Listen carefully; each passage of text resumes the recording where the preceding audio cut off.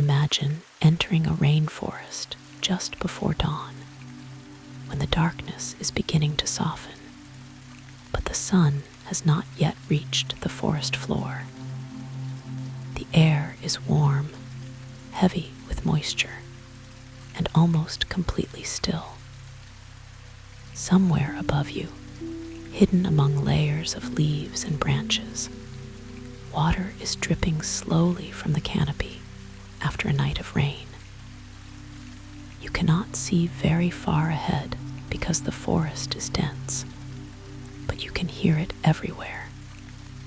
A drop falls onto a broad leaf, then another lands on the ground, and somewhere farther away, a stream moves quietly over stones. In the distance, an unseen bird calls once and then becomes silent. The forest does not wake all at once. It begins gradually, layer by layer, sound by sound. The deepest rainforests of the world are often described as places of overwhelming life. But when you first enter one, the most striking feeling may be the opposite. Everything seems slow. The trees do not move quickly. The rivers do not hurry. The clouds pass above the canopy, almost unnoticed. Even the rain arrives as a gradual change in sound, beginning somewhere far away before eventually reaching the leaves above you. Tonight, rather than rushing from one remarkable creature to another, we will move slowly through these forests, following the sound of rain and water as it travels from the sky into the canopy, from the canopy to the soil, from the soil into streams, and from streams into the great rivers that carry rainforest water toward distant seas. Our journey will take us through some of the world's great tropical forests, including the Amazon, the Congo Basin, and the rainforests of Southeast Asia, while allowing the forest itself to remain the main character. Imagine the soft sound of rainfall surrounding you as we begin walking beneath trees that may have stood here for decades or centuries, surrounded by plants that have evolved to live in a world where warmth and moisture are present almost every day. The rainforest is not simply a forest that happens to receive a lot of rain. It is an entire living system built around water, sunlight, warmth, and time. In the tropics, sunlight arrives with remarkable consistency throughout the year, providing energy for plants that can grow continuously when water is available. Rain falls, sometimes gently and sometimes with extraordinary intensity, and much of that water is captured before it ever reaches the ground. Leaves, branches, vines, mosses, and other surfaces form a complex network that slows the journey of water. A raindrop that begins high above the ground may land on a leaf, remain there for a moment, slide toward the edge, fall onto another leaf, and continue downward through several layers before finally reaching the forest floor. In this way, the canopy acts almost like a giant living roof. When the rain is heavy, the sound can become enormous, filling the forest with thousands of overlapping impacts. Yet, beneath the canopy, the experience can be strangely peaceful. The leaves absorb some of the force of the rain, the forest floor becomes a world of softer sounds, where water drips from one surface to another, and small streams form between roots. The smell changes too. Wet soil, leaves, bark, and decaying vegetation release a rich, earthy scent that tells you the forest is not merely receiving rain, it is processing it. Nothing is wasted for long. Leaves fall and become part of the soil. Fallen branches break down. Fruits are eaten and dispersed. Water carries minerals through the ground.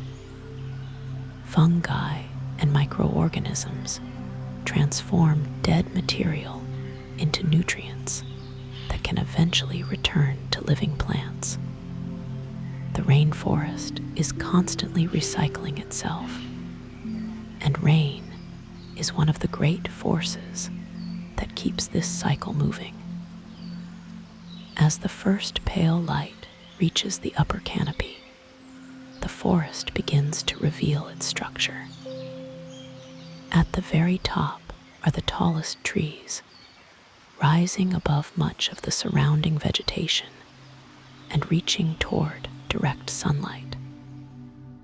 Beneath them is another layer of trees, followed by smaller plants and a dense understory. The forest floor receives far less light than the upper canopy, and this scarcity shapes the lives of everything growing there. Plants compete not only for water and nutrients, but also for sunlight. Some climb toward the brightness, using trunks and branches as support. Vines twist around trees, searching for openings. Large leaves capture whatever light reaches the lower levels. Seedlings wait in the shade, sometimes remaining almost motionless for years, until a fallen tree creates an opening above them. When a large tree finally falls, sunlight suddenly reaches the ground, and the quiet space can become a place of rapid growth. Seeds that have been waiting in the soil begin to develop. Young plants rise, vines spread, insects arrive, birds and mammals investigate the new opening. The forest is never truly static. It only appears that way when we move through it slowly enough to notice the gradual changes. Now imagine walking deeper into the forest as the morning becomes brighter. The path beneath your feet is soft with layers of leaves and organic material. Roots cross the ground like natural bridges, some extending from enormous trees whose trunks disappear upward into the darkness of the canopy. Moss covers damp surfaces. Small plants grow from fallen logs. Water gathers in shallow depressions and then moves toward lower ground. You hear rain beginning again somewhere above you. At first, it is only a faint whisper against the leaves. Then the sound becomes more noticeable. A distant rumble moves through the canopy, and soon the rain arrives. The forest changes immediately. Leaves shine. Water runs down tree trunks. Small streams appear beside the path. The air becomes cooler for a moment, and the sound of rainfall becomes the dominant sound of the world. If you close your eyes, you could almost imagine that there is nothing beyond the rain. No cities, no roads, no distant buildings, only millions of leaves receiving water from the sky. One of the most remarkable features of tropical rainforests is their vertical complexity. A rainforest is not a flat environment. It is more like a multi-story world built entirely from living material. At the top, sunlight and wind reach the highest branches. Below that, layers of foliage create increasingly shaded environments. Birds may occupy one level, while insects occupy another. Monkeys can move through branches that humans cannot reach. Epiphytes grow on other plants without necessarily taking nutrients directly from them, using branches as elevated places to access light and moisture. Orchids, bromeliads, mosses, ferns, and countless other organisms can live high above the ground. Some plants collect water in their leaves, creating tiny pools that become miniature habitats for insects and other small organisms. The forest canopy is therefore not merely a ceiling. It is a vast ecosystem suspended above the earth. If we could rise slowly through the canopy, we would see how different the world looks from above. The forest floor would disappear beneath a continuous green surface. Individual trees would merge into a vast, textured landscape. Here and there, a taller tree would rise above the surrounding canopy like an island. Rivers would appear as winding ribbons cutting through the green. Clouds would move across the forest, sometimes casting enormous shadows over the trees. In the Amazon basin, the scale of this forest becomes difficult to comprehend from the ground.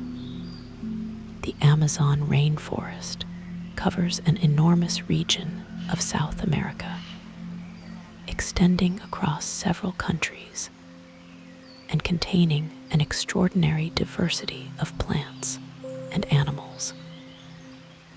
The Amazon River and its tributaries form one of the largest connected freshwater systems on Earth, carrying immense quantities of water through the continent.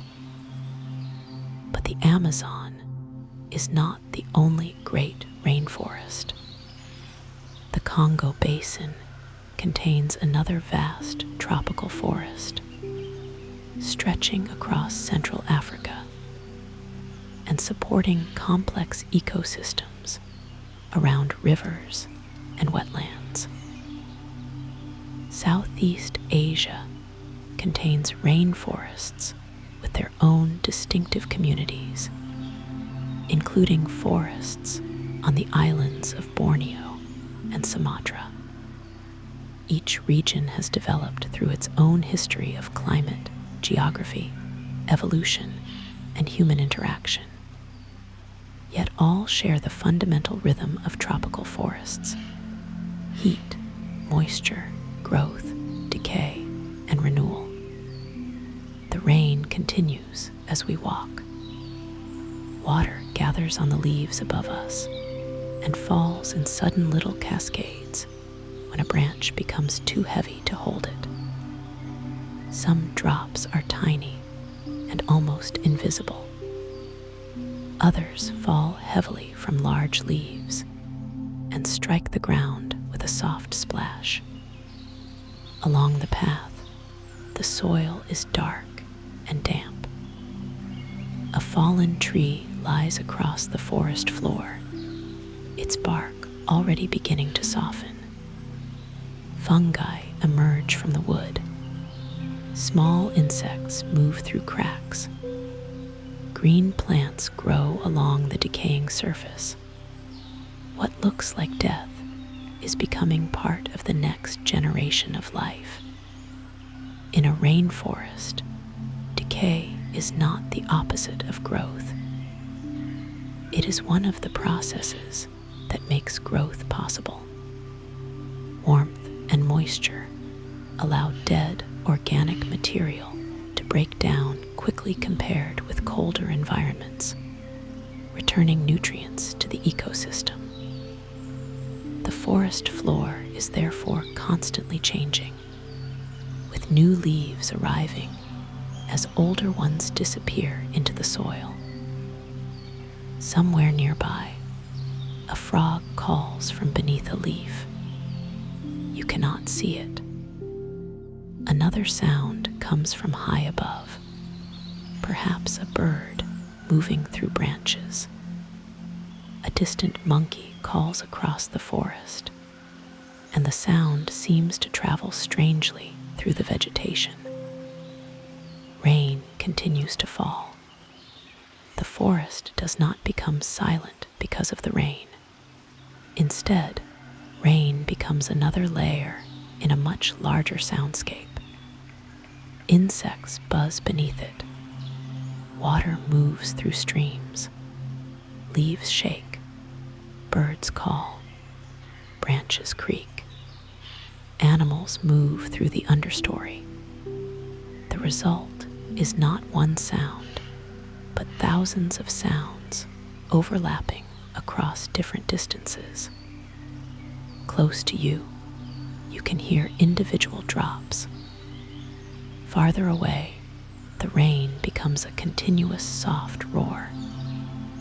As we continue walking, the ground begins to slope gently downward. The water that has fallen through the canopy is moving with us. Every small stream has somewhere to go. Gravity guides it toward larger channels, and those channels eventually become rivers. This is where the hidden connection between rainforest and river becomes especially important. The forest does not simply exist beside rivers. The forest and the river are part of the same system. Rainfall feeds the forest. The forest influences how water moves through the soil, and the river carries that water onward. Roots stabilize soil. Fallen leaves slow runoff. Wetlands store water. Floodplains expand and contract with seasonal changes. In some rainforest regions, enormous areas may become flooded during parts of the year, creating habitats that are completely different from those found on higher ground. Imagine reaching the edge of a small stream after walking for several hours. The rain has weakened now, leaving only occasional drops falling from the canopy. The stream is clear enough to reveal stones beneath its surface. Small leaves float slowly downstream. The water moves around roots and rocks, gathering into deeper channels. You sit beside it for a moment and listen. Compared with the rain, the stream sounds gentle. It has no beginning that you can see and no destination visible from here. Yet, it is part of a much larger journey. This small stream may join another stream farther downstream. That one may join a larger river. Eventually, after traveling through countless channels, the water may reach one of the great tropical rivers of the world. The forest around the stream is quieter now. Evening is still far away, but the light beneath the canopy has already become soft and green. The highest leaves receive most of the sunlight, while the lower forest remains in filtered shade. A butterfly moves briefly through a shaft of light and disappears. A bird crosses between branches. Somewhere in the distance, thunder begins to roll again. The next rainfall is approaching. We rise and continue. The path follows the water. The rain begins again, and deeper within the forest, beyond the trees we can see, countless other streams are beginning their own slow journeys toward the great rivers. The rain becomes steadier as we continue deeper into the forest, and the path we were following slowly disappears beneath layers of wet leaves and roots. There is no clear boundary between one part of the rainforest and another. The trees simply become larger, the vegetation thicker, and the sounds more distant and mysterious. Water runs beside us in narrow channels, joining streams that we cannot always see through the plants. Every few minutes another drop falls from somewhere above, even when the rain itself has already weakened. The canopy has collected so much water that it continues releasing it long after the clouds have moved on. This delayed rainfall is one of the quiet rhythms of the forest. The sky may become clear, while the forest below continues to sound like rain. Leaves shake gently under the weight of water. Branches release small cascades, and droplets fall through several levels of vegetation before reaching the ground. If you were walking here without knowing anything about tropical ecology, you might think the forest itself was producing the rain. In a way, that feeling is not entirely wrong. A mature rainforest participates in the movement of water through the atmosphere, soil, plants, and rivers. Trees draw water upward through their roots and release moisture through their leaves. That moisture contributes to the humid air above the forest and can become part of the atmospheric conditions that support rainfall. The forest and the atmosphere are therefore connected in a continuous exchange, with water constantly moving between earth and sky. As we walk beneath the canopy, the scale of the trees becomes easier to appreciate. Some trunks are enormous, rising almost perfectly straight before dividing into branches far above our heads. Others are twisted and irregular, shaped by competition for sunlight and space. Their roots may spread widely through the upper layers of soil, where nutrients are concentrated. In tropical forests, nutrients can move through the ecosystem rapidly. Leaves fall, microorganisms break them down, roots absorb released nutrients, plants grow, animals eat those plants, and eventually organic material returns to the soil. Because warm and wet conditions accelerate decomposition, nutrients may not remain stored in the soil for very long. Much of the forest's biological wealth is held within living plants rather than in deep, fertile ground.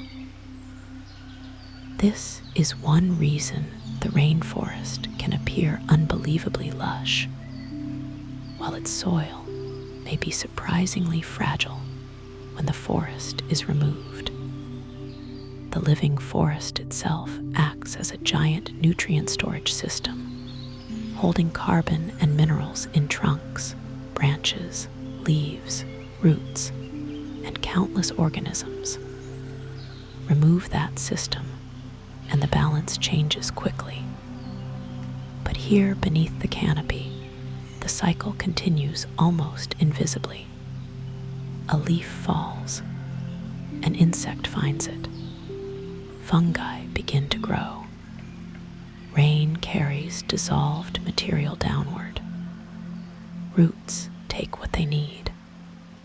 A tree grows another leaf. The forest renews itself without announcing that renewal. A faint movement in the branches catches your attention. High above, something is traveling through the canopy. You cannot see the animal clearly, but branches move in a sequence that suggests a creature passing from one tree to another.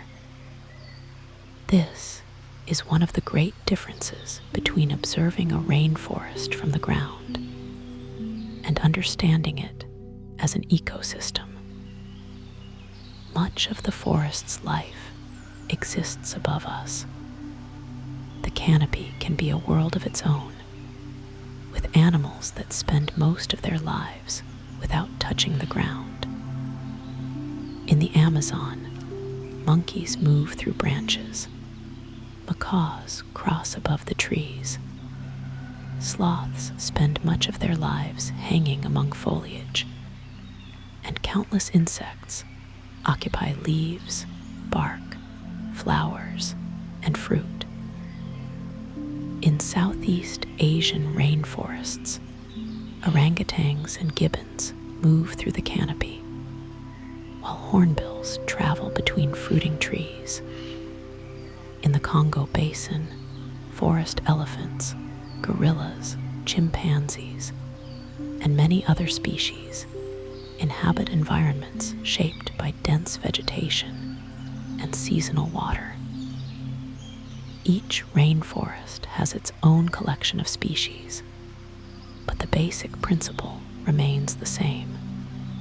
Vertical space creates ecological space. The forest is not merely a surface of trees. It is a three-dimensional habitat extending from underground roots to the highest leaves.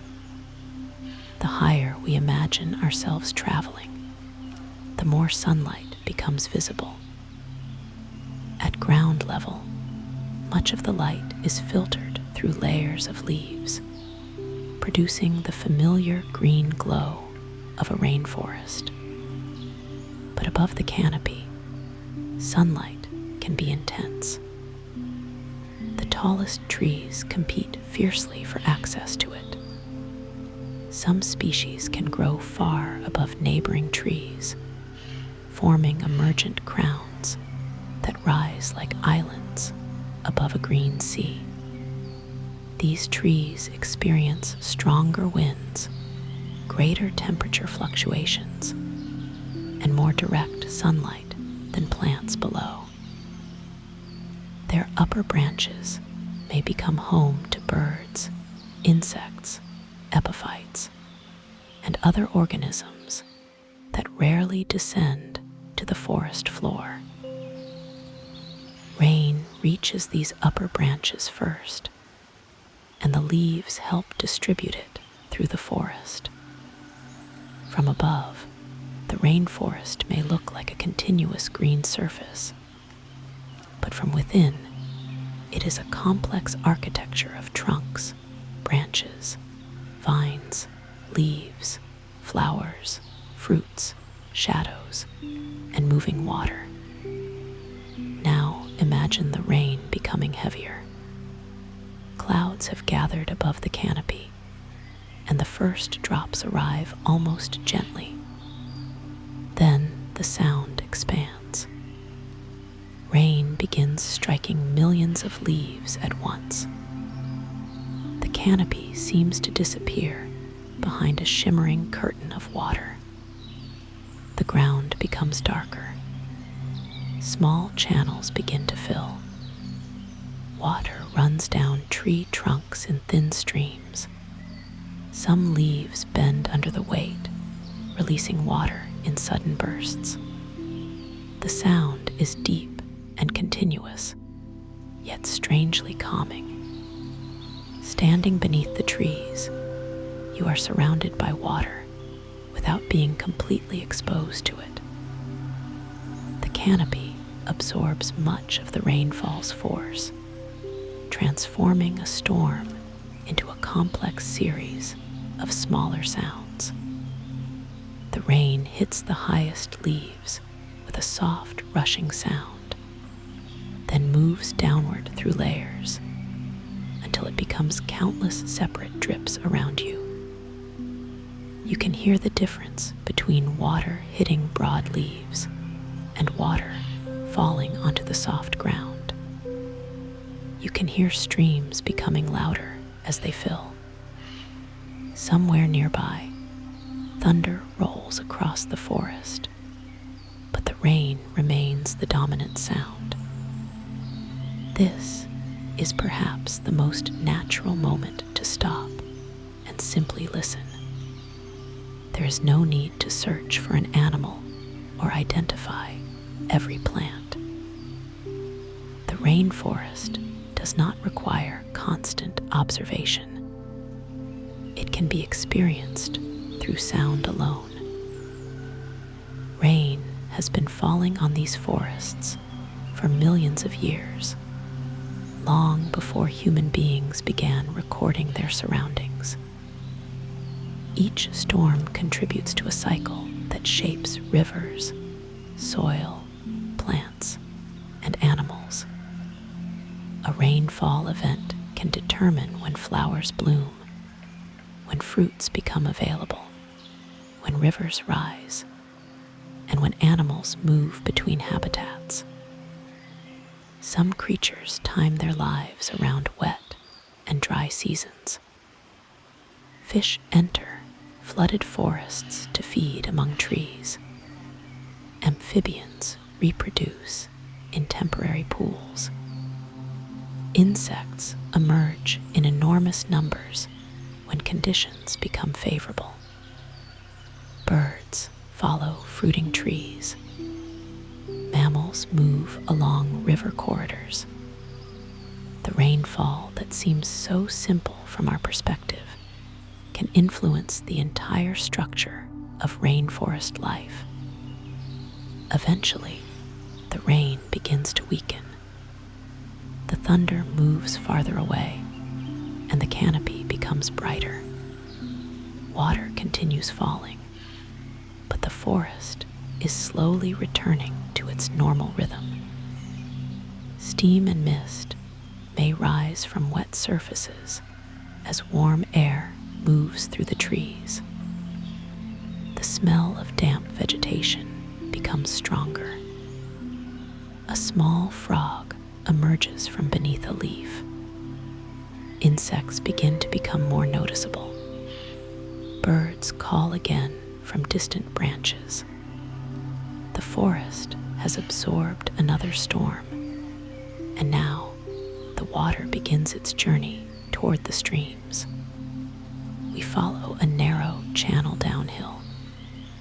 At first, it is little more than a thin line of water between roots. Then another trickle joins it. A second stream appears from the opposite direction. The channel becomes wider. Stones become visible beneath the moving water. The forest floor slopes gradually toward a larger valley. We are following the beginning of a river.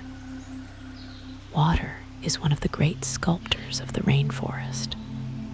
It moves soil, carries leaves and organic material, shapes riverbanks, fills wetlands, and creates temporary pools. Over long periods, it can carve valleys through rock and sediment. During seasonal floods, rivers may leave their banks and can spread across enormous floodplains. When the water eventually retreats, it leaves behind nutrients and organic material that can support new growth. In some rainforest regions, the relationship between forest and flood is so strong that entire communities of plants and animals have adapted to living with water levels that change dramatically throughout the year. Trees may tolerate prolonged flooding. Fish may enter forested areas to feed on fruits and insects.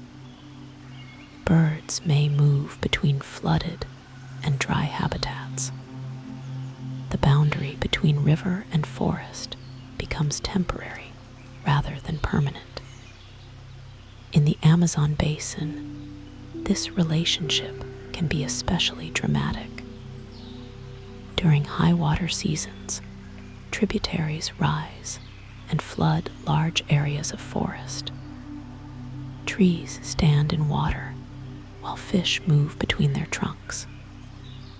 Fruits that fall from branches become food for aquatic animals. Seeds can be transported by water to distant locations. When the flood recedes, the forest floor is exposed again. The cycle repeats year after year. From a human perspective, flooding can seem like an interruption. For the rainforest, it can be part of the normal rhythm of life. Water arrives, the forest responds, and then the landscape changes again. Farther along our path, the small stream has become a clearer channel. The water moves more confidently now, carrying tiny leaves downstream. The forest around it remains dense, but the sound of flowing water creates a natural guide. We do not need a map. We simply follow the current. The stream passes beneath fallen branches and around stones covered in moss. Roots reach toward the water. Small insects hover above the surface. Somewhere beneath the water, tiny aquatic creatures move between rocks.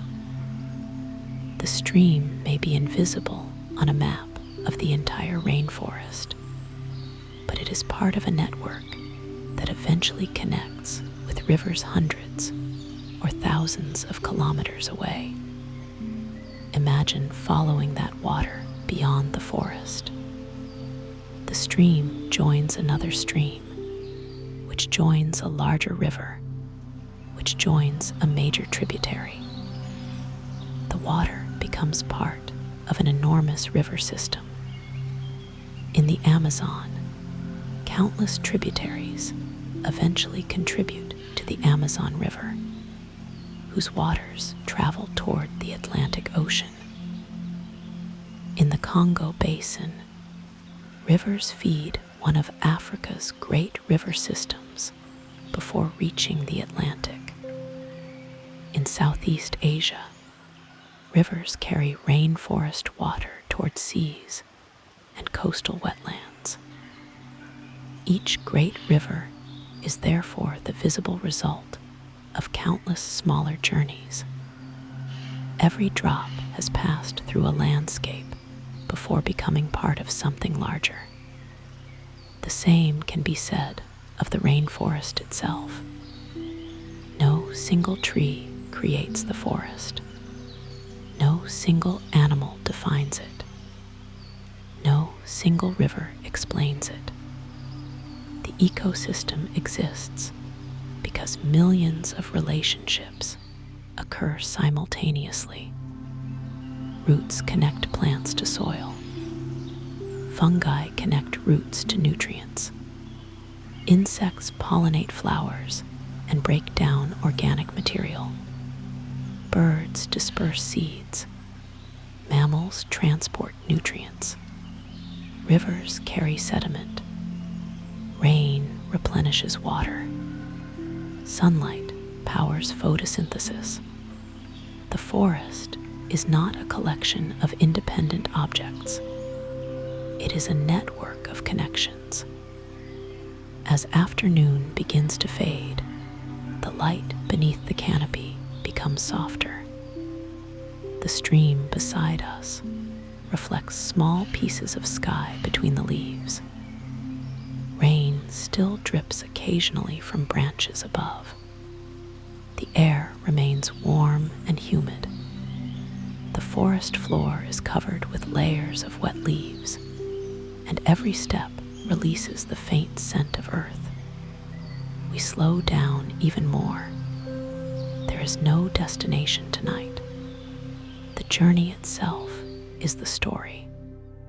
Ahead, the stream disappears into thicker vegetation.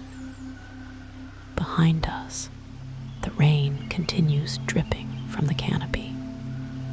Above us, another cloud is gathering. And somewhere beyond the trees, the water is already moving toward a river far larger than this one. The stream continues deeper into the rainforest, becoming wider and slower as more water joins it from the surrounding slopes. The forest floor is beginning to change with the approaching evening.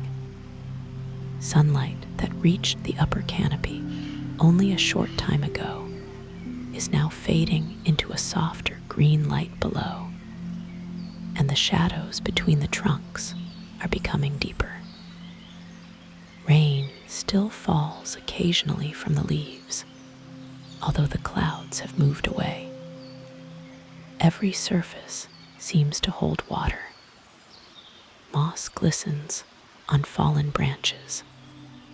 Small pools gather inside the folds of leaves.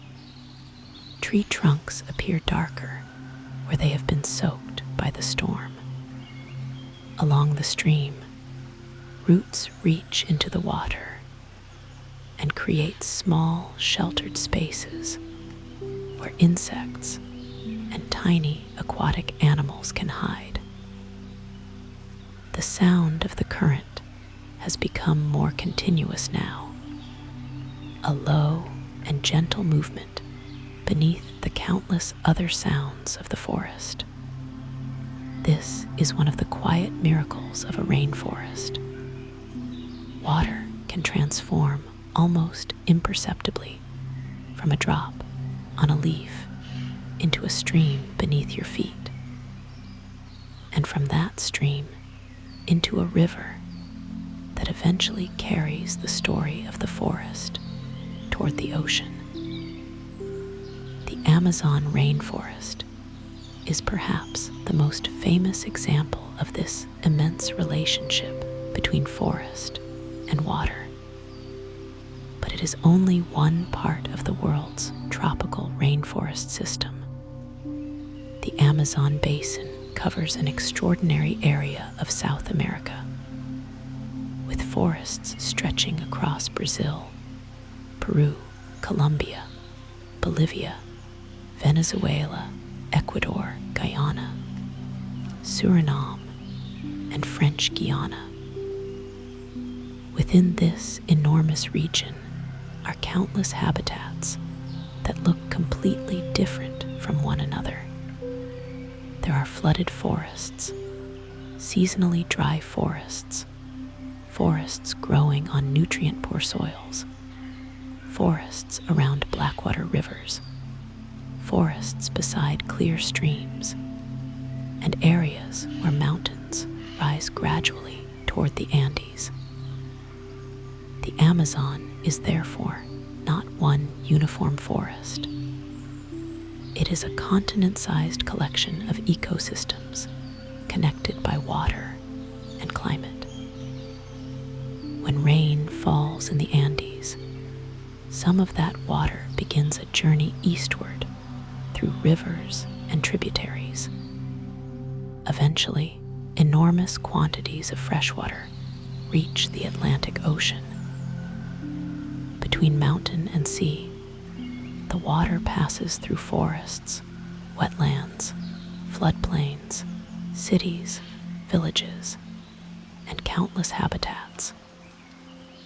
The river becomes a moving connection between distant landscapes. We continue beside the stream, and the trees become increasingly dense around us. Some trunks are covered with vines that twist upward toward the canopy. These vines are among the most recognizable features of tropical forests, but their strategy is remarkably practical. Growing a massive trunk requires enormous investment of energy and material, while a climbing plant can use an existing tree as support and direct more of its resources toward reaching sunlight. Some vines begin life on the forest floor and gradually climb upward, attaching themselves to trunks and branches. Others may start high in the canopy after seeds are dispersed by animals. From below, these plants can make the forest appear tangled and almost impossible to navigate. But there is structure within the complexity. Every plant is responding to light, water, nutrients, gravity, and competition. The forest may look chaotic, yet each organism is participating in a long process of adaptation. High above, the canopy is beginning to darken. A group of birds moves between branches, calling to one another as they settle toward evening.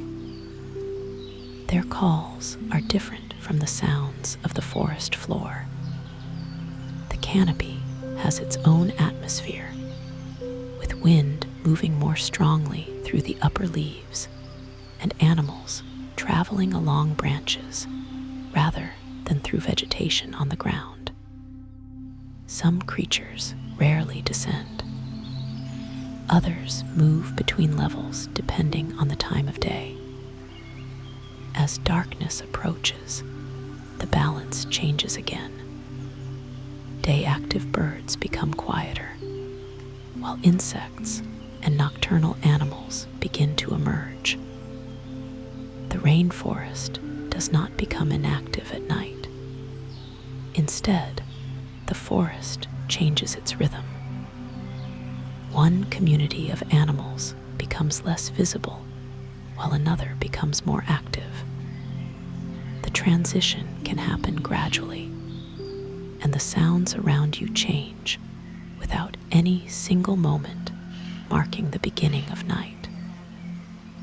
A large leaf trembles beside the stream, although there is no obvious wind. Something small is moving beneath it. Perhaps a frog is searching for insects. Perhaps a lizard is moving through the wet vegetation. In a rainforest, the smallest spaces can contain entire miniature ecosystems. A pool of water trapped inside a plant may become a breeding place for insects. A rotting log can shelter beetles, termites, fungi, worms, and microorganisms. A tree hollow may provide shelter for birds or mammals. Even a single fallen fruit can become a temporary center of activity as insects, birds, and mammals arrive to feed. The apparent abundance of rainforest life is therefore partly a result of the enormous number of small habitats created by the forest structure. Every branch, leaf, root, stream, and fallen tree can become part of the living network. The rain begins again as darkness approaches. This time it is gentle at first. The sound begins high above us, soft against the canopy. Then drops start falling through the leaves. One strikes a broad leaf beside the path and slides toward the edge before falling onto another plant below. Another drop lands on a vine. Another disappears into the soft soil. Soon the forest is filled with thousands of tiny impacts. The rain creates a natural curtain between the visible world and everything beyond it. Distant trees become silhouettes. The stream becomes darker. The air feels cooler.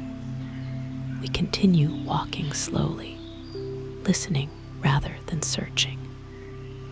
The sound of water is everywhere now.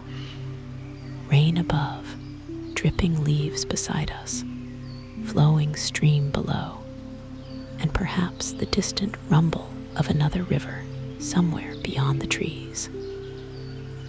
The Congo Basin offers another enormous rainforest world where this relationship between water and forest becomes especially powerful. Central Africa contains one of the largest tropical rainforest regions on Earth, spreading across several countries and surrounding a vast network of rivers, wetlands, and forest ecosystems. The Congo River is one of the world's great rivers, carrying immense quantities of water through Central Africa before reaching the Atlantic Ocean. The forests surrounding its basin support extraordinary biodiversity, including forest elephants, gorillas, chimpanzees, okapis, and countless smaller species. Some parts of the Congo Basin are difficult to reach even today, and the scale of the landscape can create the same feeling of remoteness that travelers have experienced for centuries. Rivers become natural corridors through this environment, allowing people, animals, and nutrients to move through places where dense forest makes overland travel difficult. Imagine entering a Congo Basin rainforest from the edge of a quiet river. The water is dark beneath the surrounding vegetation, reflecting broken pieces of green canopy and pale sky. Trees rise from the banks, their roots exposed in places where the river has slowly removed soil. A canoe moves gently along the shoreline, its passage creating small waves that spread toward the vegetation. The forest seems to continue indefinitely. Insects hum near the water. Birds call from distant branches. Somewhere deeper within the forest, a larger animal moves through vegetation, but you cannot see it. The river carries you forward without requiring a path. This is one reason waterways have been so important to human communities living in rainforest regions. Rivers provide transportation, drinking water, fishing opportunities, and access to different parts of the landscape. They also create meeting places where people can exchange goods and information. Human beings have lived in tropical forests for thousands of years, developing sophisticated knowledge of plants, animals, seasons, rivers, and weather. Indigenous communities in the Amazon, Congo, and Southeast Asia have developed diverse ways of adapting to rainforest environments. Their knowledge is often highly specific to local ecosystems. A plant that is useful in one region may not exist in another. A river that floods predictably may shape settlement patterns. Certain fruits become available during particular seasons. Some fish appear in particular waters at specific times. The forest is therefore not an anonymous wilderness to the people who live within it. It is a familiar landscape filled with names, pathways, resources, stories, and memories. Knowledge can be passed from elders to younger generations through observation, practice, and storytelling. The forest becomes both environment and cultural landscape. As we continue through the night, the rain becomes softer. The stream beside us is now carrying more water than it was earlier in the day. The surface moves faster around the stones, and tiny leaves drift downstream. Every one of those leaves may travel farther than we can imagine. It may pass through another stream, enter a larger river, become trapped in a flooded forest, or eventually reach the sea. The journey of a leaf is part of the movement of nutrients through the ecosystem. Organic material does not remain in one place forever. Water transports it. Animals consume it. Fungi break it down. Rivers carry it. The forest continually exchanges material between land and water. There is something almost meditative about watching this process. Nothing is hurried. A leaf falls when its time comes. Rain arrives when the clouds release it. Water moves downhill because gravity guides it. A tree grows toward light. A root follows moisture through the soil. An animal searches for food. Everything is connected to something else, and yet no single part controls the whole system. The rainforest has no central command. Its complexity emerges from countless interactions occurring simultaneously. This is why a rainforest can remain resilient through ordinary changes, while also being vulnerable to major disturbances. It depends upon relationships. Change one part significantly enough, and many other parts may respond. The stream eventually reaches a wider river channel. The banks open slightly, allowing more sky to appear overhead. The forest remains dense, but the water is now broad enough to reflect the dark canopy. Rain continues falling lightly, creating circles across the surface. The river carries us slowly forward. Somewhere upstream are tiny streams like the one we followed earlier. Somewhere downstream are larger rivers, floodplains, and eventually the ocean. We cannot see the whole journey, but we know it is happening. Night has now fully arrived. The rainforest is darker. The rain is softer. The river is wider, and the forest continues breathing around us, quietly moving water from the sky toward the sea. As the night deepens, the river becomes the quietest guide through the rainforest. The rain has settled into a soft, steady rhythm, and the water carries the reflections of leaves and branches beneath the darkness. Occasionally, a drop falls from the canopy, and creates a small circle on the surface before disappearing into the current. The forest on either side seems almost completely black, but it is not empty. Life continues everywhere. Insects move through the leaves. Frogs call from wet vegetation. Nocturnal mammals begin their journeys through the understory, and somewhere high above, animals that remained hidden during the day become active.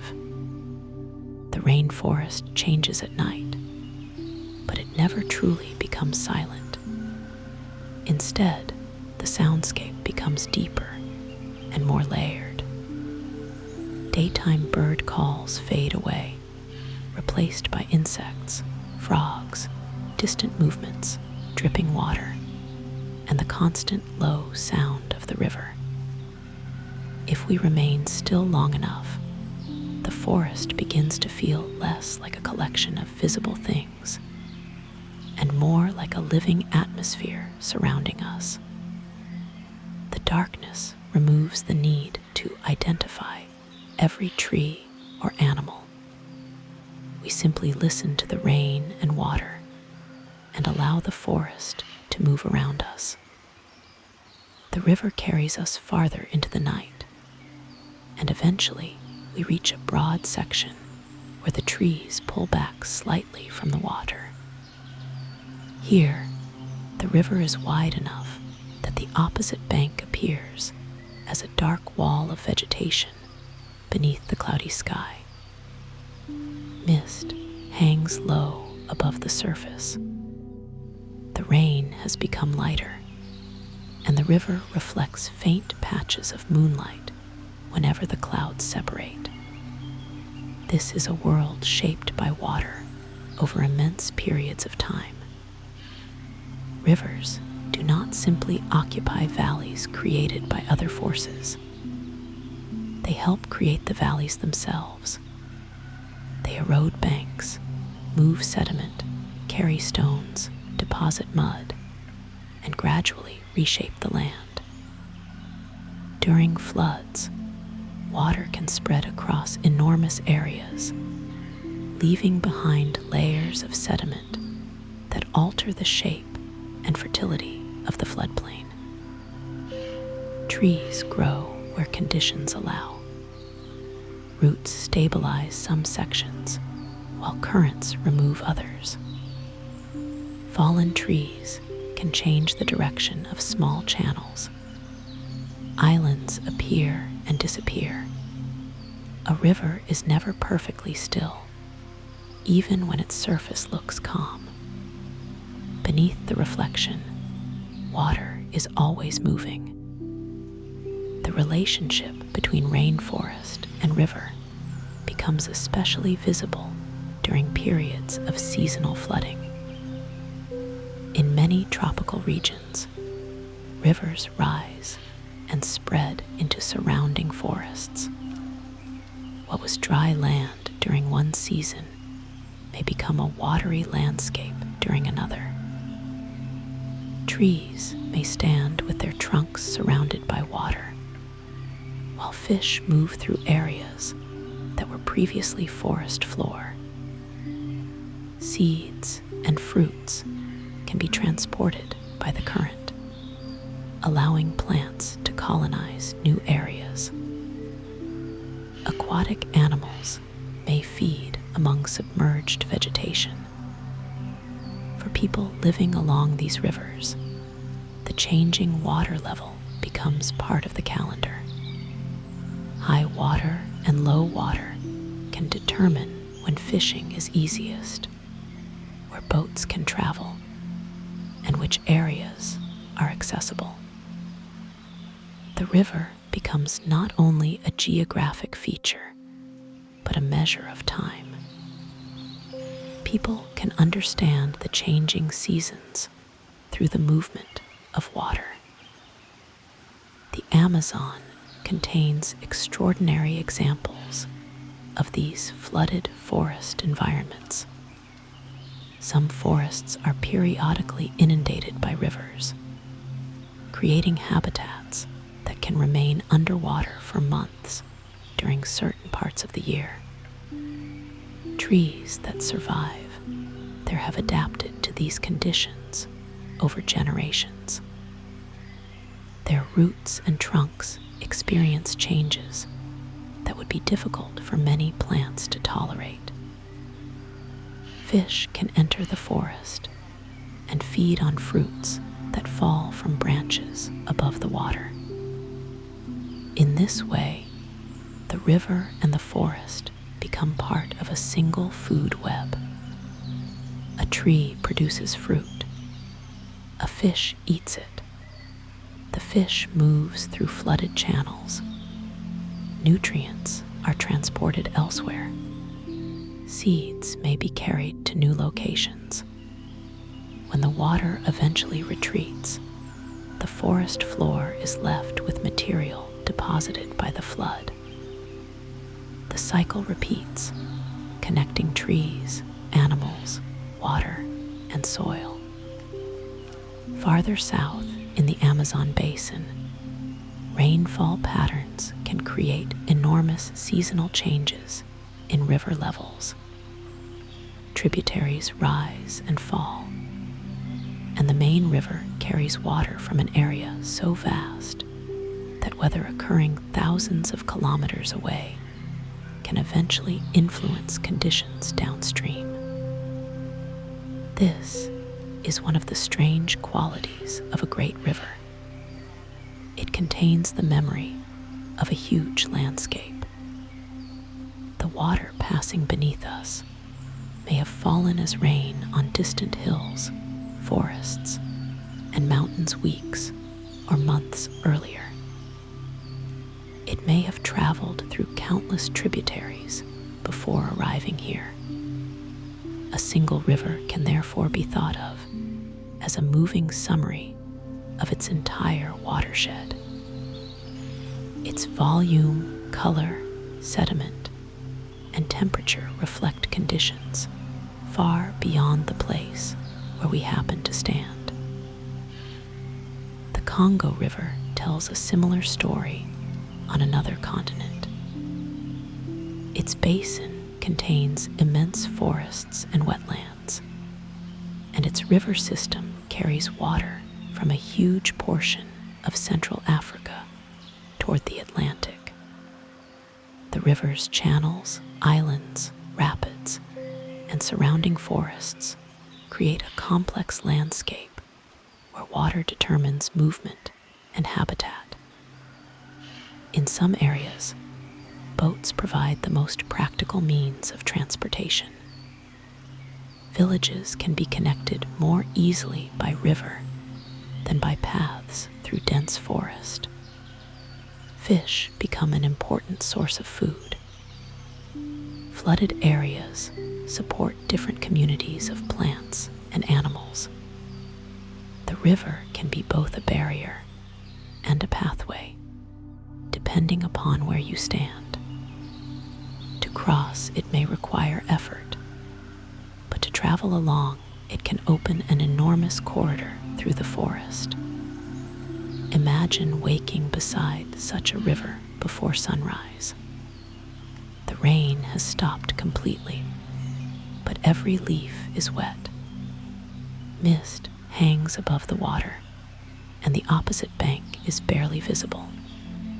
The forest is beginning its transition toward morning. A few insects are still calling, while distant birds are beginning to answer.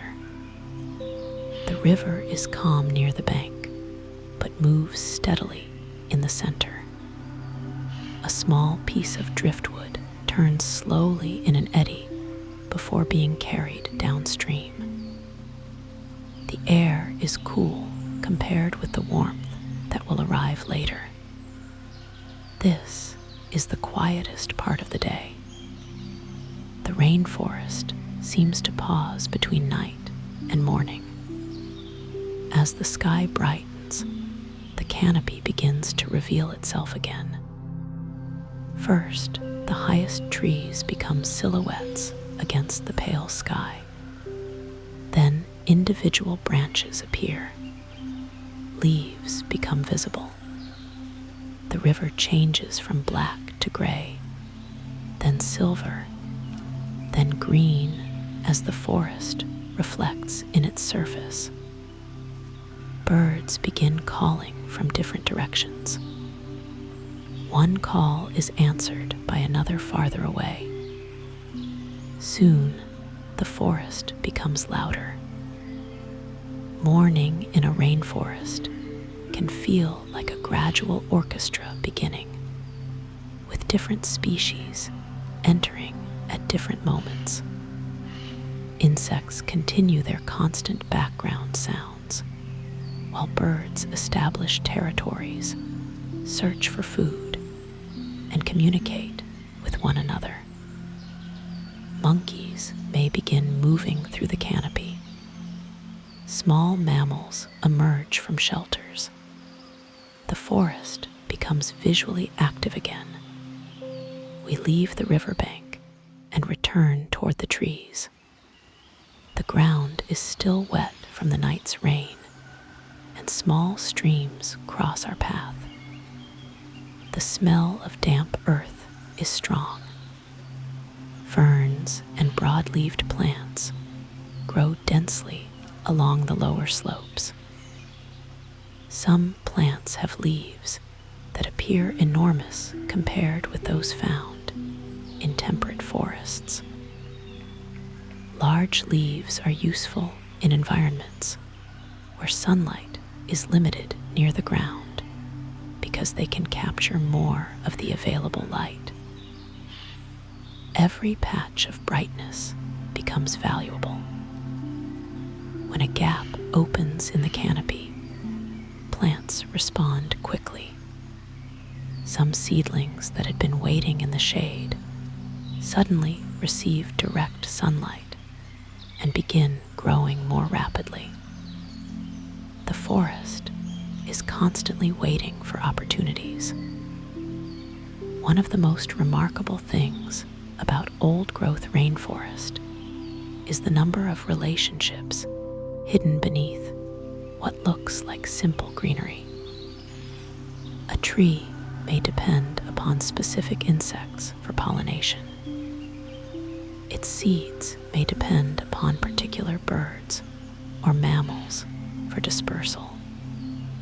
Fungi associated with its roots may help it obtain nutrients. Predators may control the populations of animals that eat its leaves. Parasites may influence which individuals survive.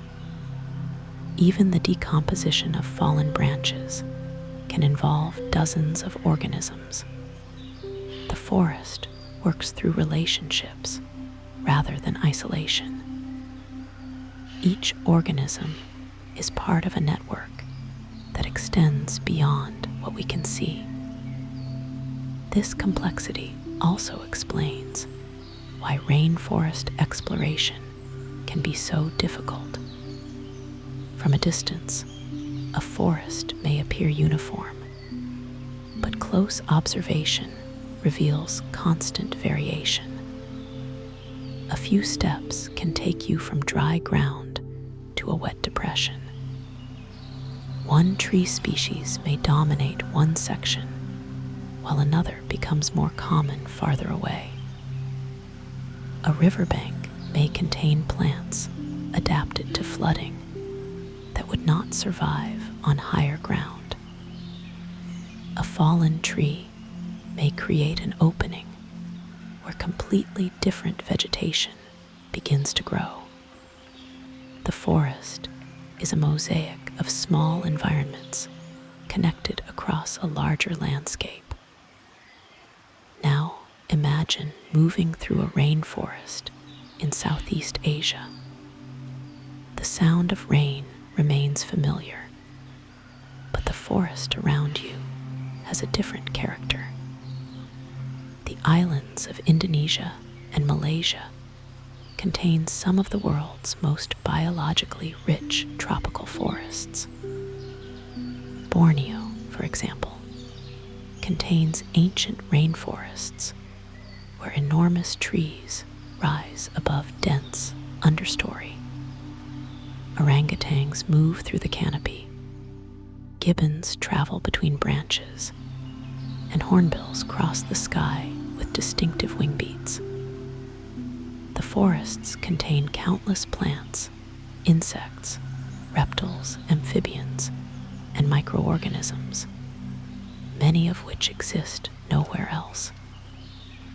Rainfall can be intense, and rivers cut through the landscape, connecting inland forests to coastal regions. Imagine walking beneath a Bornean canopy after a heavy tropical shower. Water drips from giant leaves. The ground is dark and soft. Vines cross between trees. A distant call echoes through the vegetation. The forest smells of wet wood and soil.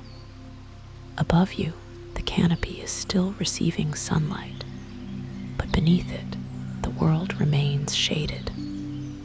A narrow stream flows beside the path, carrying leaves and tiny fragments of vegetation downstream.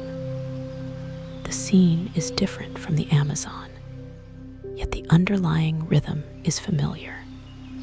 Rain falls. Plants capture it. Water moves through the soil. Streams form. Rivers carry it away. Rainforests also exist on islands and mountain slopes, where elevation creates different climates over relatively short distances. As we climb, the forest may become cooler and wetter. Trees become shorter. Mosses become more abundant. Clouds may remain trapped around the mountains, keeping the vegetation constantly damp. These cloud forests are related to tropical rainforests, but have their own distinctive environments. Water can arrive not only as rainfall, but also through mist and cloud moisture collecting on leaves. The forest can appear almost dreamlike, with moss-covered branches disappearing into fog. Streams often begin in these highlands and then descend toward larger rivers below. Every great rainforest river, therefore, has a story that begins far from the main channel. It may begin as rainfall on a mountain slope, as a spring beneath the forest, or as water collecting in a wetland. It may travel through tiny streams before becoming a river. It may change direction, divide into channels, disappear temporarily into flooded vegetation, and emerge again farther downstream. The journey is slow when measured one drop at a time, but immense when measured across an entire watershed. As evening returns, the forest begins to darken once more. The same cycle is repeating, but the landscape has changed subtly. Water has moved. Leaves have fallen. Animals have traveled. New flowers have opened. A branch may have broken during the rain. The river is slightly higher than it was yesterday. The forest looks almost identical, yet it is never exactly the same. We follow the sound of rain once again. It begins softly above the canopy, then spreads through the leaves, then reaches the ground, then joins the streams, and eventually, far beyond our path, it will become part of the great rivers flowing toward the sea. ID equals x6 RTPM. The rain follows us deeper into the forest as another evening settles over the canopy. At first, the drops are scattered, landing softly on leaves and branches. But soon the sound becomes more continuous. The rainforest seems to close around the river again, and the world beyond the banks becomes difficult to distinguish. In the dim light, individual trees disappear into one another, creating a wall of vegetation that appears almost endless. The river remains visible because it reflects the gray sky above, becoming a pale, moving path through the darkness. Along its edges, roots reach into the water. Fallen branches collect against small bends, and leaves travel slowly downstream. The forest has no need to announce its age. Some trees may have been standing for many decades, while the soils beneath them contain organic material from countless previous generations of plants. Somewhere beneath the surface, roots spread through the earth and connect with fungi and microorganisms. Above them, branches support leaves that capture sunlight. The entire system depends on the constant movement of water, carbon, nutrients, and energy. Rain enters the forest from above, travels through living plants and soil, reaches streams and rivers, and eventually leaves the forest again. The cycle is continuous, but each part of it happens slowly enough that we can walk beside it without ever seeing the whole process at once. There is a quiet beauty in the way a rainforest stores water. During a storm, the canopy catches enormous quantities of rainfall. Some water remains temporarily on leaves and branches. Some flows down tree trunks. Some falls directly toward the forest floor. Some is absorbed by soil and roots. Some becomes part of shallow underground movement. Much of it eventually reaches streams, but not all at once. The forest slows the movement of water. This matters because a landscape covered with vegetation behaves differently from bare ground. Roots hold soil together. Leaves and fallen organic material reduce the speed of surface runoff. Water is filtered as it moves through layers of soil and organic matter. In wetlands and floodplains, water can remain stored for longer periods. These processes help create the complicated hydrology of rainforest landscapes. When the forest is intact, rainfall does not simply strike the ground and immediately rush away. It enters a living system that absorbs, stores, releases, and redirects it.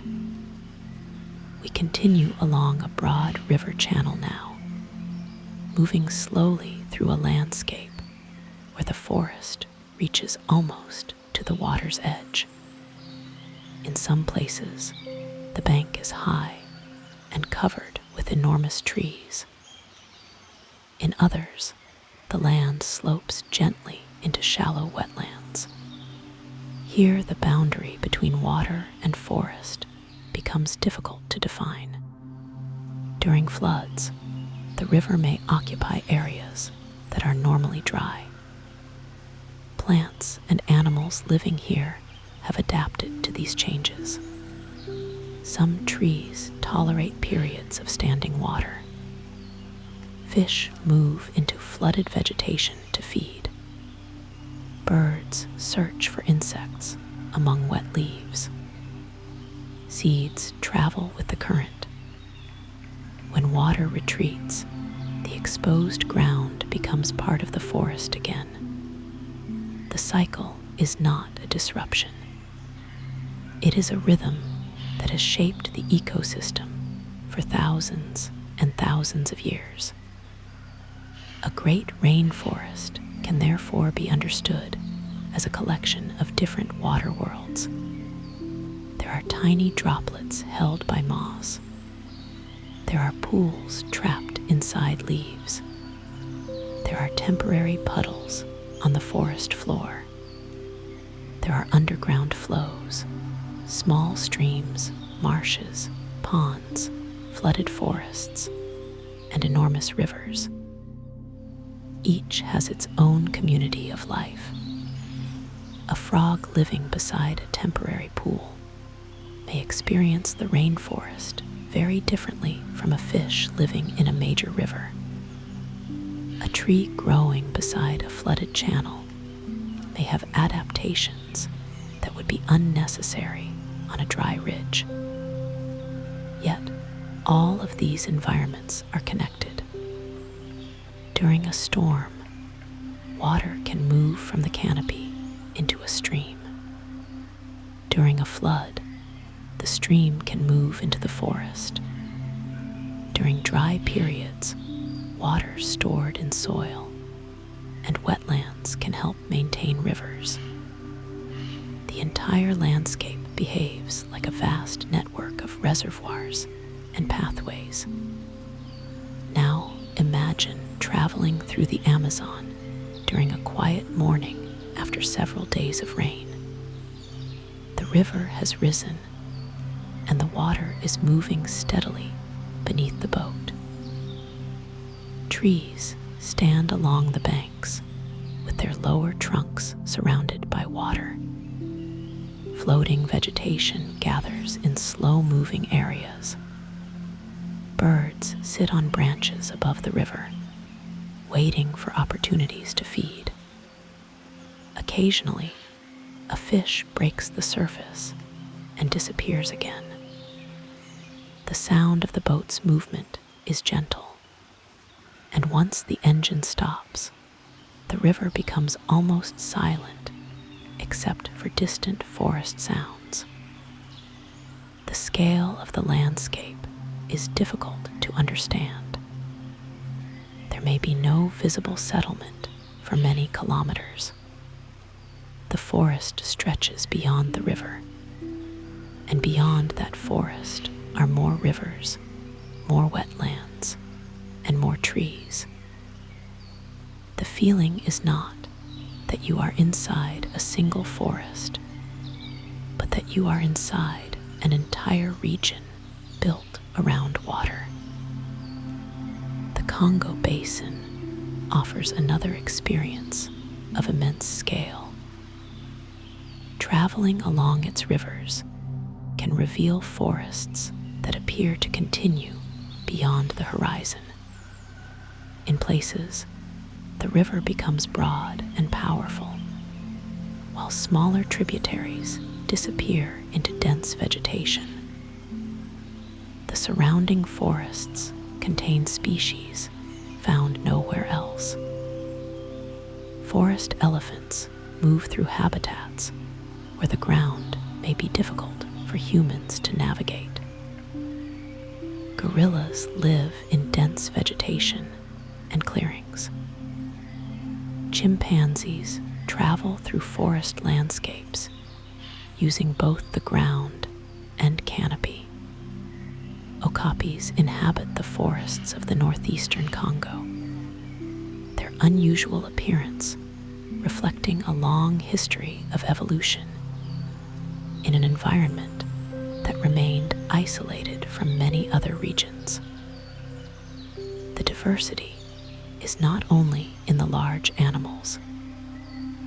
Insects, fungi, plants, birds, reptiles, amphibians, and microorganisms form the majority of the forest's biological richness, most of it hidden from casual observation.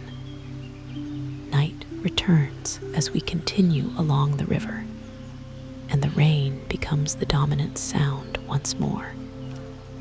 A frog calls from the vegetation. Another answers farther away. Insects create a constant background hum.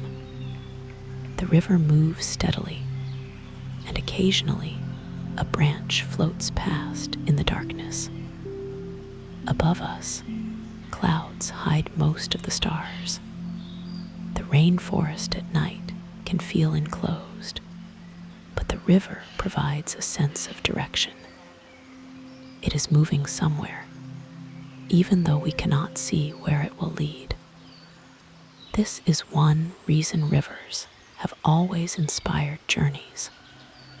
A river suggests continuation. It offers a route through difficult terrain. It connects places that may otherwise be separated by dense forest.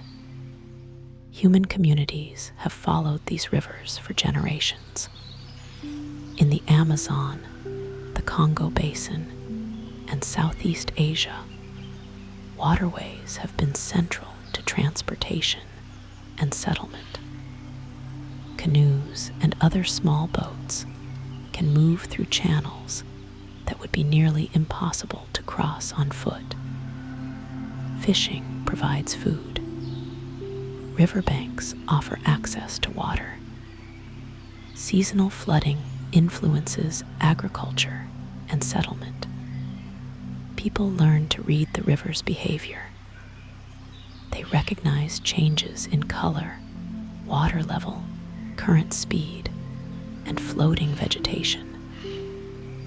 They know where certain fish are found and where the safest crossings are located. Such knowledge can be as detailed and sophisticated as any map. A rainforest traveler may understand the landscape through memories of bends in the river, particular trees, islands, sandbanks, and tributaries. The river becomes a living map. Indigenous knowledge of tropical forests is especially remarkable because it often combines ecological observation with cultural memory. Communities may know which plants provide food, medicine, fiber, dyes, building materials, or other useful resources. They may recognize animal tracks and understand seasonal movements. They may know how rivers behave during floods and where particular resources can be found at different times of year. This knowledge is not simply a list of facts. It is often part of a broader relationship with the landscape, passed through families and communities over generations. The forest is understood not as a blank wilderness, but as a place filled with relationships and responsibilities. The modern world has changed many rainforest regions dramatically. However, roads, mining, agriculture, logging, dams, settlements, and other forms of development can alter forest ecosystems and river systems. When large areas of forest are removed, water can move across the landscape differently. Soil may erode more quickly. Sediment can enter rivers. Local temperatures can change. Habitats become fragmented. Animals that depend on large continuous forests may lose access to food or breeding areas. Rivers can also be affected when their surrounding floodplains are altered. The rainforest's ability to store carbon and cycle water depends partly on the integrity of the entire ecosystem. Protecting individual trees is important, but protecting the relationships between forest, soil, wetlands, and rivers is equally important. Yet tonight, we are not here to focus on the noise of modern development. We are here to return to the quiet forest. The rain has softened again. The river moves beneath the darkness. A few drops fall from the canopy and disappear into the current. The forest floor is covered with wet leaves. Somewhere nearby, a small animal moves through the vegetation and then becomes still. The night seems endless. If we could remain here for hundreds of years, the forest would change around us. Some trees would fall. New ones would grow. Rivers would shift their channels. Islands might appear and disappear. Animal populations would rise and decline. Storms would reshape parts of the landscape. Droughts would leave their mark. Floods would deposit new sediment. Yet the basic cycles would continue. Rain would still fall. Water would still move downhill. Plants would still capture sunlight. Organic matter would still decompose. Rivers would still carry water toward the sea. This slow movement is what gives the rainforest its character. It is not a place defined only by spectacular events. Most of its existence consists of ordinary processes repeated again and again. A leaf grows. A leaf falls. Rain touches the canopy. Water reaches the soil. A seed germinates. A root expands. An insect feeds. A bird carries a seed. A river rises. A river falls. The forest grows around these repetitions. As dawn approaches again, the darkness begins to thin. The rain becomes lighter. The river takes on a faint gray color. Birds begin calling from the canopy. The first sounds of morning spread slowly through the forest. We have traveled a long way, but the journey feels as though it has barely begun. Every stream we followed was only one part of a much larger system. Every river led toward another river. Every rainfall connected the sky to the soil, and every tree was connected to the water beneath it. The forest is waking. The river is moving. The rain is fading. And beyond the horizon, the water continues toward the sea. Morning arrives slowly in the rainforest, almost as though the forest itself is deciding when to begin the day. The darkness beneath the canopy becomes a little lighter. The shapes of trees emerge from the shadows, and the surface of the river begins reflecting the pale sky above. The rain has stopped for the moment, but water continues to fall from leaves and branches. Every tree seems to be releasing the storm gradually. The forest floor is wet. The roots are dark with moisture, and small streams continue moving toward the river. Somewhere high above, the first birds begin calling. One voice comes from deep within the canopy. Another answers from farther away, and soon the forest begins filling with sound. Yet the river remains calm. It moves at its own pace, carrying water that may have fallen from the sky hours, days, or even weeks earlier in another part of the watershed. Standing beside it, there is a sense that the journey through the rainforest is not really a journey from one place to another. It is a journey through a cycle, Water falls, enters the forest, moves through living systems, gathers into streams, becomes a river, and eventually reaches the sea, where some of it will return to the atmosphere and begin the journey again. The deeper we understand these forests, the more remarkable their quietness becomes. A rainforest can contain millions of individual organisms and still feel peaceful when viewed from a single point. The reason is that most of the activity is distributed across space and time. A seed may take months or years to germinate. A tree may grow for decades.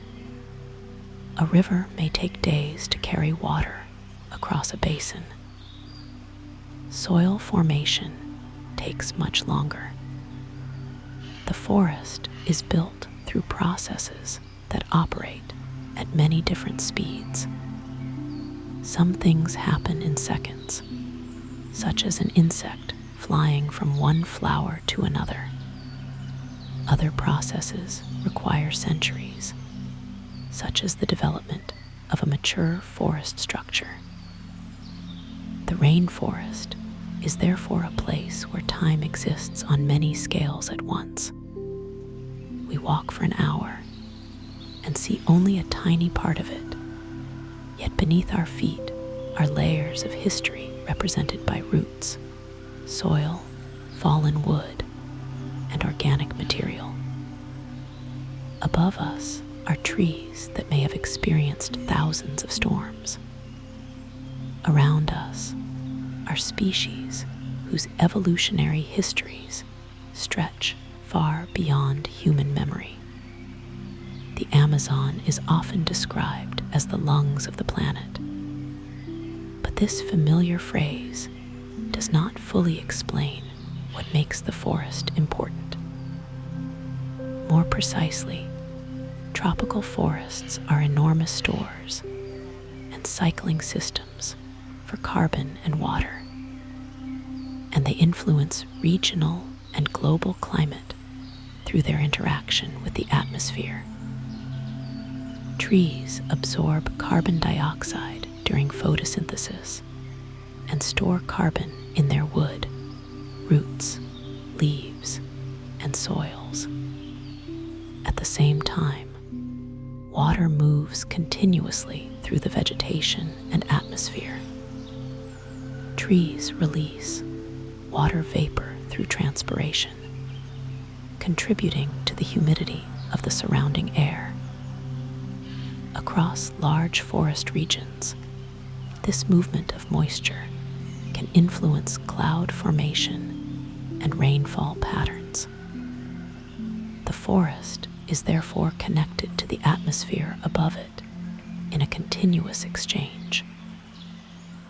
Rain does not simply arrive from outside and disappear into the ground.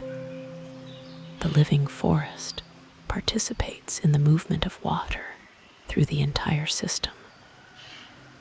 When we listen to rainfall beneath the canopy, we are hearing only one moment in a much larger atmospheric and ecological cycle.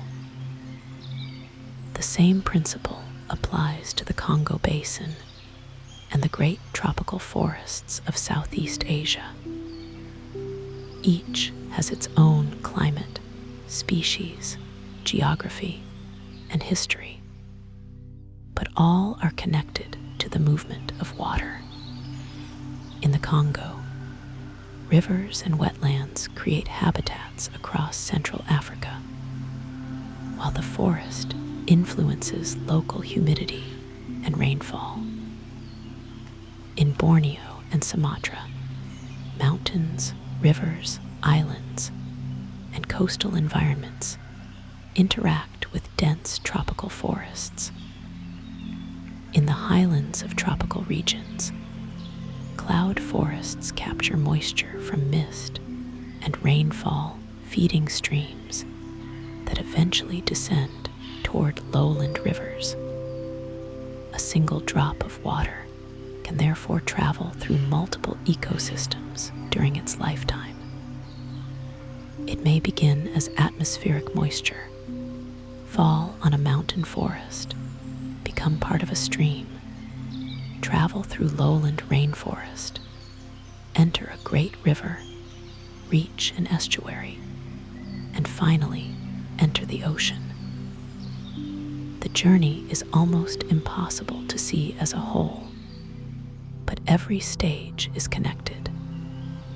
If we continue walking now, we might notice how much the forest floor has changed since we first entered. The leaves that were dry earlier are now soaked.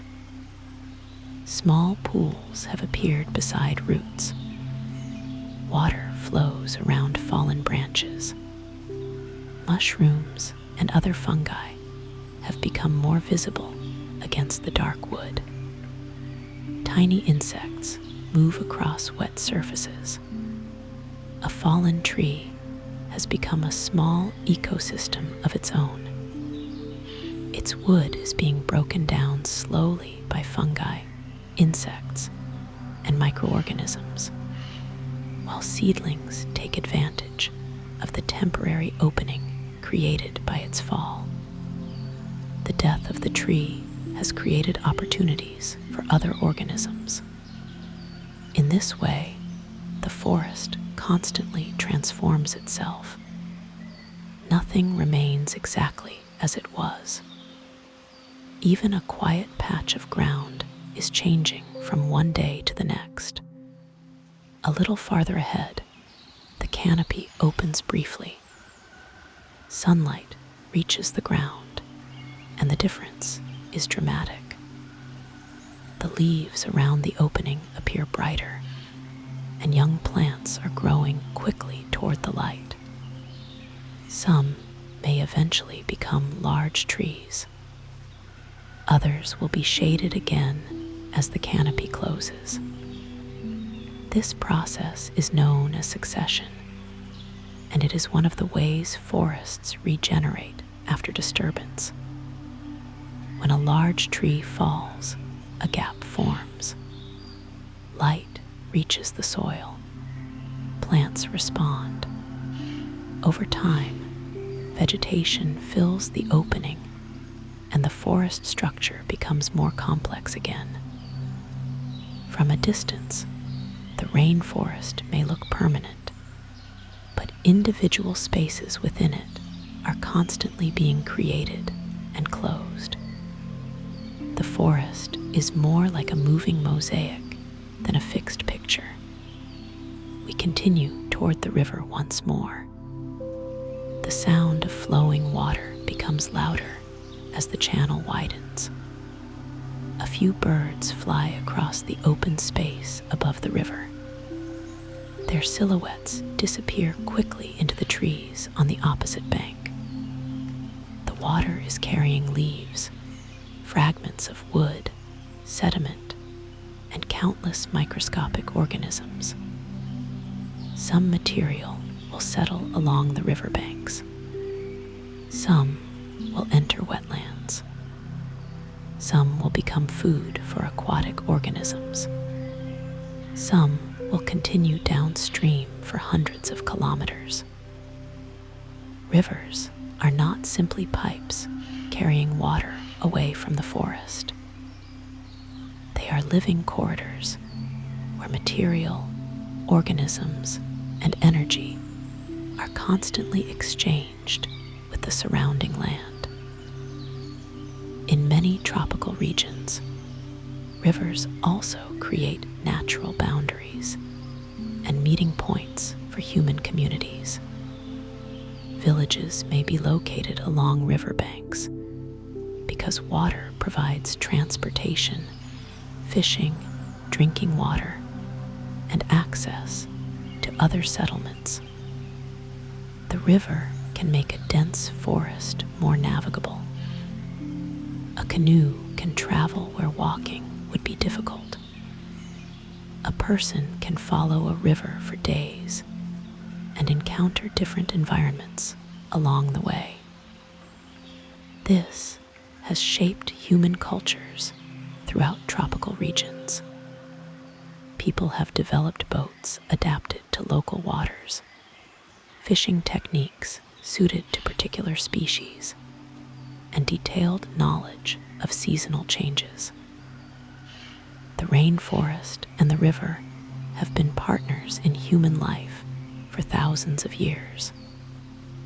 There is something especially peaceful about imagining these rivers at night. The sky is dark, the forest is almost invisible, and the water continues moving. A distant frog calls. Insects create a soft background hum. Rain falls somewhere upstream. A branch drops into the water with a quiet splash. Then everything returns to stillness. The river does not stop because night has arrived. It continues flowing beneath the darkness, carrying the accumulated water of an entire landscape. If you sat beside it for an hour, you would barely notice that the river had changed. Yet, during that hour, millions of liters of water may have moved past you. This is the scale of the rainforest. Individual moments can be almost impossibly small, while the larger system is enormous. One raindrop seems insignificant. One leaf seems insignificant. One stream seems insignificant.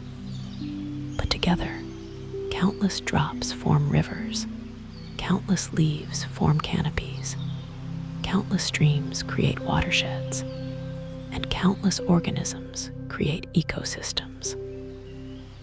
The forest's power comes from accumulation. It is built by small processes repeated over enormous periods of time. Now imagine the rain beginning once again. You hear the first drops high above the canopy. The sound grows slowly. Leaves begin to tremble. Water strikes branches. The forest darkens beneath the clouds. Within minutes, the rain becomes a continuous curtain surrounding the river. We stop walking and simply listen. The same sound that welcomed us into the forest is now accompanying us toward the end of the journey. Rain on leaves, rain on branches, rain falling into the river, water running through the soil, streams filling, the great cycle beginning again. Perhaps this is the most appropriate way to end a journey through the deepest rainforests, not with a dramatic discovery, but with rain. Because rain is the quiet force that connects nearly everything we have seen. It feeds the trees, it fills the streams, it shapes the rivers, it supports wetlands, it influences animals, it carries nutrients, it creates temporary pools, it changes the forest floor, it moves between atmosphere and vegetation, it eventually returns to the sea. Then, through evaporation and atmospheric circulation, some of that water rises again and becomes part of future clouds. The journey never truly ends. The great forests themselves also continue beyond the boundaries of our imagination. The Amazon stretches across an area so large that individual landscapes can remain remote even within the modern world. The Congo Basin contains enormous forests and wetlands that are still difficult to access. Southeast Asia contains islands where rainforest landscapes rise from coastal plains into mountain forests. These places are separated by oceans and continents, yet they share the ancient rhythm of tropical life. Warm air rises, clouds gather, rain falls, leaves grow, rivers flow, animals move, trees fall, new plants emerge. The forest changes and renews itself. As the rain becomes softer, the river becomes visible again. The canopy is dripping. Mist hangs low above the water. The first faint light of another morning is beginning somewhere beyond the trees. The journey has taken us through darkness and rain, along streams and rivers, beneath towering trees, through flooded forests and quiet valleys, across the Amazon, toward the Congo, and into the rainforests of Southeast Asia. But in the end, the most important thing we have followed is not a road or a person. We have followed water. From the first raindrop on a leaf to the tiny stream beneath the roots, from the stream to the river, from the river to the ocean, the water has been our guide. Imagine now that you are sitting beside the river as morning returns. The air is warm but gentle.